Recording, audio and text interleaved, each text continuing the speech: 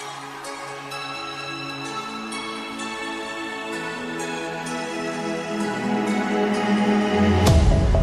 hello, can you hear me as I scream your name? Hello, hello, do you need me before I fade away? Is this a place that I call home to find what I've become? Walk along the path unknown. We live, we love, we lie. Deep in the dark, I don't need the light.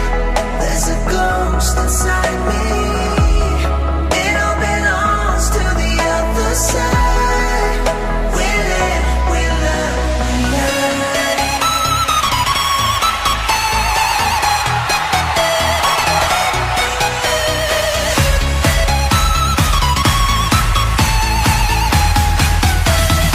สบายดีตอนนี้พวกเขากำลังยกภารกิจแต่นั่งการไปหมอบเครื่องช่วยเหลือบาร์เลี้ยงผู้หน้าค่ำบ้านผู้หน้าค่ำแม่ หน้า ละ ผู้ค้ หน้าผู้ ำ ค่ำหน้าผู้ค่ำเนาะตอนนี้กำลังสีเดินทางกลับเนาะเขาสีเดินทางเซ่ตอนนี้ถาม ลำไม่ลำเส้นละบัมตอนนี้ไม่เน่าถาบักเขาเจ้ามาหาไปไปครับว่าเขาจะไปหมอบเครื่องอีกจุดที่สองเนาะ ผมว่ายังสีเดินทางไปอีก บันหน้าหลงหน้ารัก อีกจุดที่สองนะบอกว่าสิไปบริจาคเครื่องอีกดูบ้านหน้ารักเนาะ น่ารักน่ารัก แมนเพราะว่าอยู่หันเป็นเลยประสบภัยที่ว่าถือพายุเขาแล้วบ้านเพื่อนกันเสียหายหลายหลังด้วยกันทีมงานของสตาฟพักเซ่ของเขาก็จะเดินทางไปสมทบช่วยเหลือของคนที่มีอยู่เนาะเพราะว่าเห็นมันจะเป็นแม่น้ำเซ่เนาะมอนแม่น้ำคลองแล้วก็บกหวงแห้งแต่บักส่วนใหญ่อยู่นี่ก็จะเป็นบักขนาดน้อยสามารถแมนสามารถบรรทุกรถใหญ่ได้ประมาณ2 ตันเนาะเดี๋ยว สองหรือสาม บักประมาณลักษณะบักเป็นจะเป็นลักษณะแบบนี้เนาะที่เป็นบักน้อยๆใส่จักรเชื่อพายธรรมดานี่ก็แม่นต้มหนาทีมงานออสตาร์ครับเนาะส่วนหนึ่งที่มาแต่ว่ายังสิมีหลายภาคส่วนอยู่ที่บนในบ้านรวมเนาะโอ้ยหลายอย่าง สบายดีสบายดีเพื่อนเศร้าโลกเพื่อนเศร้าโลก มีแต่เสียงไปเยี่ยมมาเล่นเยี่ยมที่ขามบักอยู่เลยเสียใหญ่เด้อส่วนเด้อโอ้ยออกต่างประเทศแน่นอน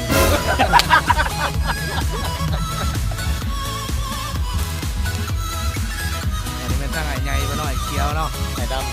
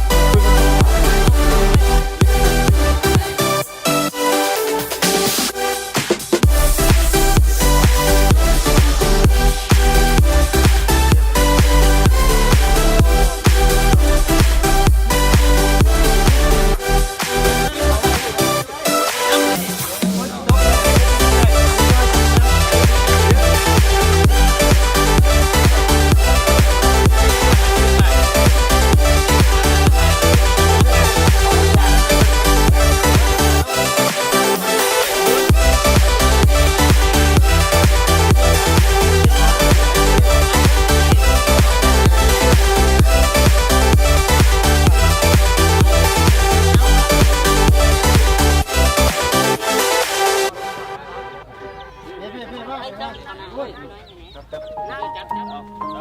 อาเข้าไปเลยเข้าไปเลย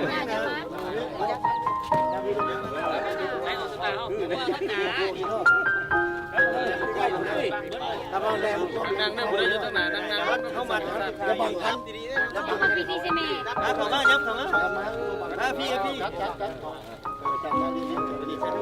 ก่อยไว้ตั้งนานดิบุรีอยู่ตั้งนานตั้งนานตั้งนานอยู่ตั้งนานยอดด้วยไปยังไงลองเลยเอาบอก สบายดีทานในบ้านเนาะนี่อยากให้ทานในบ้านแนะนำตัวในบ้าน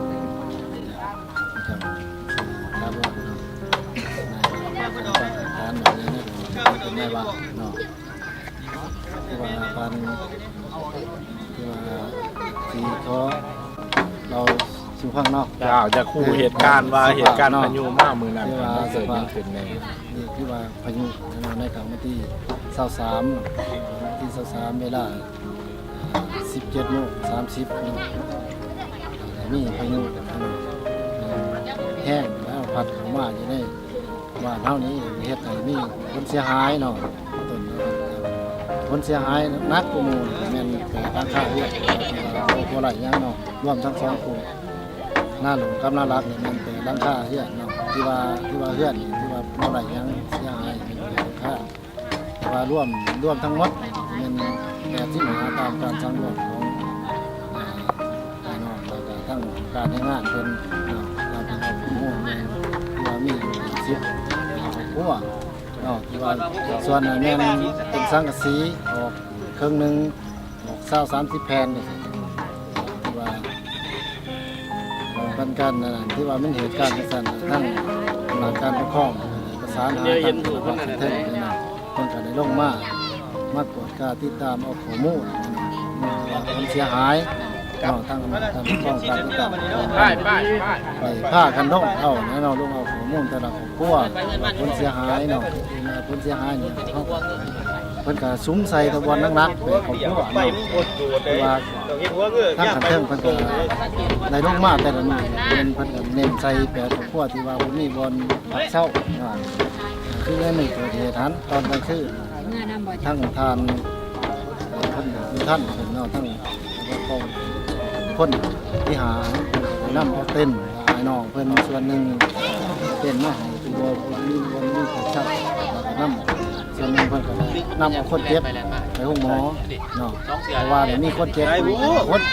แสดงว่ามือนั้นเหตุเกิด ที่ว่ามีคนเจ็บ คนบาดเจ็บ คนบาดเจ็บ เสียชีวิตอีก ไปเข้าไปทายพวกไปแล้วก็เมื่อไป ที่ว่าบาดเจ็บนี่นะเนาะ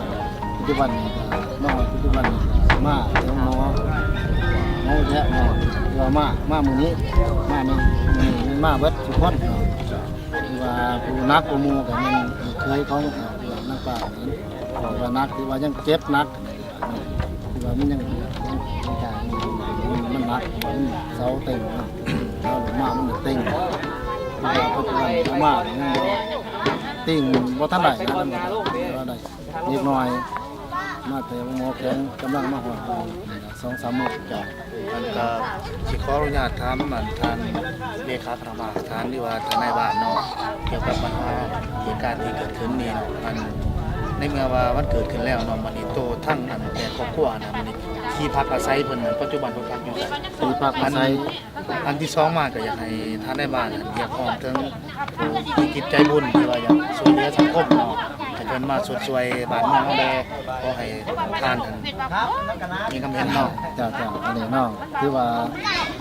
ผู้ที่ว่าถูกเนาะนี่ครอบครัวที่ว่าซีครอบครัวนี่มันบ่มีบ่อนพักเช่าเนาะเฮาก็ถือว่าการจัดการเฮาทั้งขันเทิงทั้งอำนาจการปกครองขันบ้านนี่มันเน้นใส่พวกซีครอบครัวก่อนเนาะที่ว่าซีครอบครัวเขาเจ้าก็อยู่